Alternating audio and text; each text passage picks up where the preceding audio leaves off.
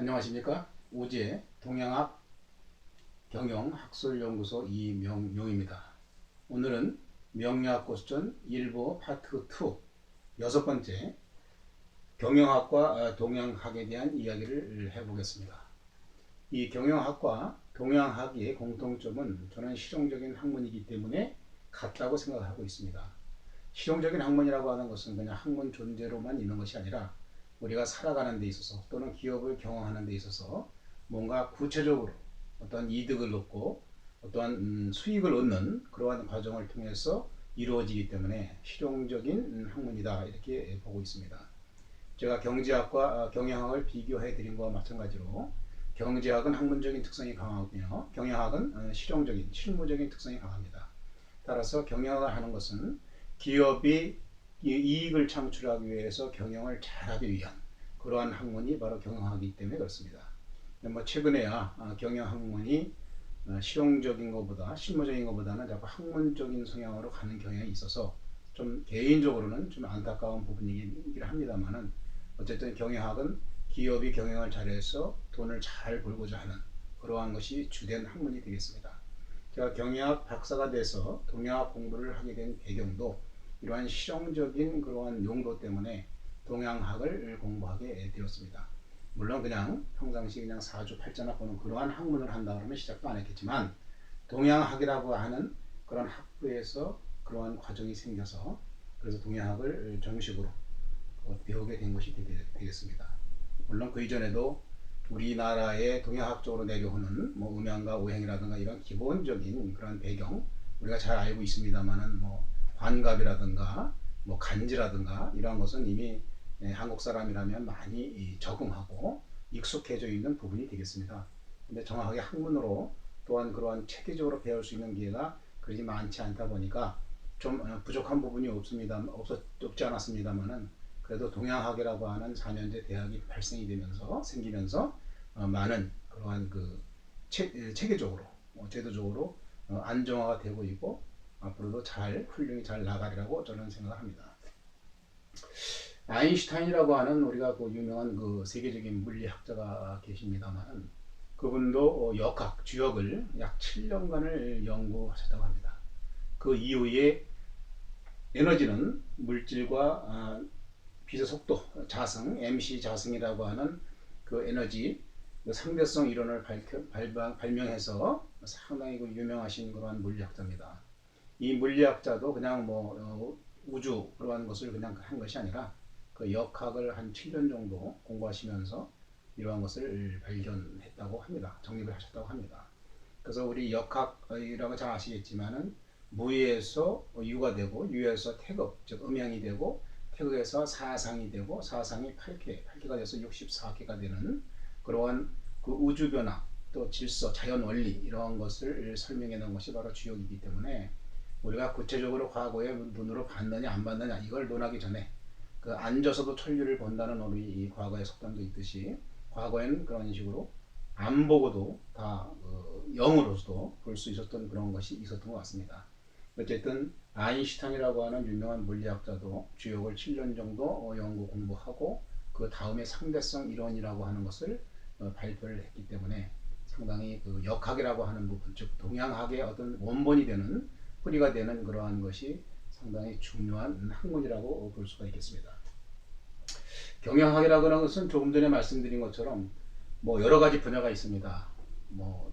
생산관리도 있고 마케팅도 있고 인사관리도 있고 여러 가지 분야가 있습니다. 물론 생산관리가 제일 먼저 초기에 발생이 됐습니다.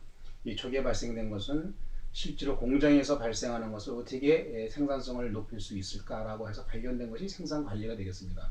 상당히 오래된 그런 학문으로서 저는 생산운영관리가 원래 제 박사 전공입니다. 생산운영관리라고 하지만 정식으로는 생산계량입니다. 그래서 생산관리도 있고 계량이라고 하는 것도 있는데 이 생산관리의 목표는 간단하게 QCDF 즉 퀄리티, 품질, 코스트, 원가, 딜리버리, 납기, F, 플렉서빌리티 해가지고 유연성 유연성이라고 하는 것이 사실 좀 어려운 부분이긴 합니다만 그 어려운 부분은 아니고 왜냐하면 고객 주문사항 즉 많은 고객 주문을 작은 양을 만들 때에는 그러한 설비들의 유연성을 가져야만이 그 제품을 생산할 수 있는 거기 때문에 상당히 좀 복잡하고 좀 어려운 부분이긴 합니다만은 최근에는 많은 그 공장들이 이런 플렉스빌리티로서 많은 좋은 제품을 훌륭하게 많이 만들고 있습니다. 근데 핵심적인 것은 앞부분에 본 것처럼 퀄리티, 즉 품질하고 코스트, 원가 당연히 중요합니다. 이러한 것이 이 기반이 안 되고서는 기업의 생산성을 올릴 수가 없게 되겠습니다. 아무리 품질이 좋아도 비용이 높다 그러면 제품은 안 팔릴 것이고 그 원가가 아무리 낮다고 하더라도 품질이 떨어지면 그 제품은 고객들이 눈길을 주지도 않습니다. 따라서 QC는 트레이드 오프 관계, 즉 상관관계에서 서로 왔다 갔다 하는 관계는 있습니다만은 잘 지혜롭게 맞춰서 기업의 경영을 잘해서 QCDF, 즉 QC를 먼저 잘해서 그 기업의 수익을 올리는 것이 주 목적이 되겠습니다. 이러한 그 경영학은 우리가 이제 사회과학이라고 부릅니다. 사회과학이라고 하는 것은 일반적인 사회의 통념을 통계, 처리 이렇게 해서 그 맞춰지는 목표, 일정한 목표를 향해 가는 그러한 어떤 사회적 성향의 과학성을 가지고 있기 때문에 사회과학이라고 합니다. 여기에 보이는 것처럼 일례입니다만은 품질에는 개선 사이클이라고 하는 PCDA라고 하는 것이 있습니다. Plan, Do, Check, Act. 그래서 사이클이기 때문에 순환을 하면서 개선을 목표로 해 나가는 그러한 그 품질을 향상시킴으로 인해서 제품을 우수하게 만드는 그러한 일례도 있습니다. 이것은 이제 상생의 관계라고 볼 수 있습니다. 플랜이 잘 되지 않으면 도가 제대로 못 될 것이고 도가 제대로 안 되면 체크 한번 해봐도 물량만 나올 것이고 이것이 돼서 표준화시키고 절차화시키지 않은 액트가 없다면은 그 다음에 제대로 된 제품이 나올 수가 없고 이것이 만약 제대로 됐다 그러면 스탠다드화해서 표준화한 다음에 다시 개선점을 찾아서 플랜을 만드는 이러한 아주 훌륭한 품질 개선 사이클이 있습니다. 또 동양학에서도 마찬가지입니다. 동양학은 이제 명리학을 포함했지만은 삶의 추길 비용을 나타내기 때문에 결국은 삶의 질을 향상시키는 것이 이러한 명리학이라고 할 수 있습니다. 우리가 동양학은 자연과학이라고 할 수 있습니다. 우리가 자연과학은 뭐 공학처럼 그냥 일반적인 모든 것을 그대로 과학적으로 나타내는 것이 자연과학이 뿐만이 아니라 이 동양학도 자연과학입니다. 우리가 전기나 물리 쪽에서 보면은 뭐 힘의 원리라든가 발전의 원리라든가 이런 것도 다 자연에 있던 현상 중에서 발견해서 제품을 만들고 실생활에 쓰는 그러한 것을 우리가 자연과학이라고 할 수 있습니다. 동양학도 이 자연과학인데 물론 오행 중에 예를 들어서 목화토 금수가 있으면 목화토 금수가 서로 생해주는 목이 화를 생해주고 화가 새를 통해주고 토가 를 생해주고 토가 금을 생해주고 금이 수를 생해주고 다시 수가 목을 생해주는 이러한 순환 사이클을 가지고 있는 그런 기능이 있습니다. 이것도 뭐 PDCA와 목화토 금수의 어떠한 상생 관계를 비교를 할 수 있습니다만은 가까이 뭐 상관관계를 테스트는 안 해봤습니다만은 그러한 상생 관계를 유추해 볼 수 있습니다. 그래서 동양학과 경영학이 만약에 접목이 된다면 얼마나 훌륭한 그런 기업의 이익 창출과 삶의 질이 높아질 수 있겠는가 하는 것이 저희 원래 연구 대상이고 지금도 계속 하고 있습니다. 예를 들면은 인적 자원을 어떻게 기업 경영에 쓸 수 있을 것이냐.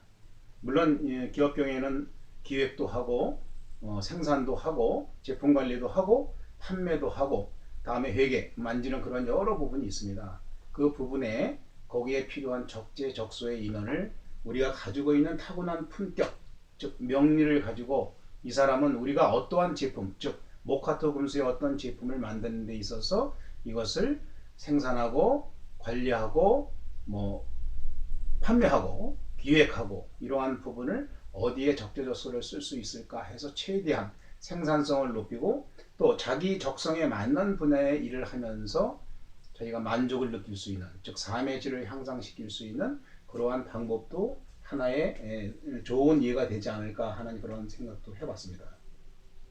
자연과학과 자연과학인 동양학과 사회과학인 경영학이 접목이 돼서 삶의 질을 높이고 생산성의 질을 높이는 그것이 저희 개인적인 그런 연구 목표가 되고 지금도 계속 진행을 하고 있습니다.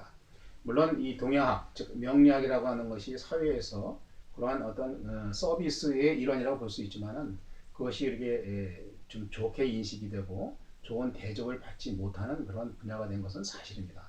그래서 흔히 저희 이 동양학을 한 그러한 사람들 중에서도 그래도 잘 나가는 사람은 한의사가 되었고, 그 다음에 그 뭐 어중간하게 나갈 수 있는 사람은 풍수를 한 사람이고, 명리학한 사람은 아주 대접을 못 받는다는 그러한 아주 웃지 못할 그러한 비교 얘기 내용이 있습니다만은, 어찌됐든 이 동양학 즉 명리학을 포함한 동양학과 그러한 경영학이 서로의 실용적인 학문이라고 하는 공통성을 가지고 상호 보완이 되거나 아니면 이 역발상으로서 동양학을 경영에 활용하든지 경영학의 기법을 동양에 하든지 이렇게 할 수 있습니다만은, 우선 오래된 동양학이 이 경영학에 이렇게 접목이 되는 것이 상당히 좋지 않을까 이렇게 생각이 됩니다.